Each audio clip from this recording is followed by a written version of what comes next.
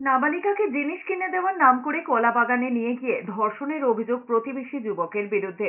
ঘটনায় চাঞ্চল্য ছড়িয়েছে নদিয়ার কৃষ্ণগঞ্জে।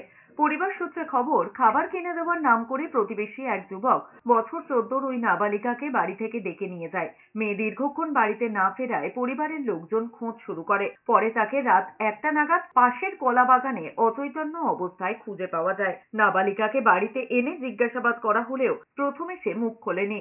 পরে পরিবারের চাপে জানিয়েছে, প্রতিবেশী যুবক তাকে খাবার খাওয়ানোর কথা বলে কলা বাগানে নিয়ে গিয়ে মুখে রুমাল চাপা দিয়ে ধর্ষণ করেছে।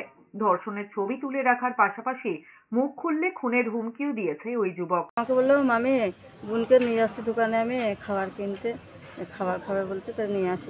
ও যখন বাড়ি আসছে না, খোঁজাখুঁজি করছি, বাড়ি পাচ্ছি না। তখন দেখছি সে মাঠ পানে গিয়েছে কলা বাগানে, দেখছি পড়ে আছে আমার মেয়ে, আরও দৌড়ি পালিয়েছে। বলেছে কি যে আমার মেয়েকে তখন জ্ঞান ফিরে তখন বলেছে কি যে তুই যদি বাড়িতে বলিস, কাউকে যদি বলিস, তাহলে মোবাইলে আমি তুলে রেখেছি, তাহলে আমি ভাইরাল করে দেবো।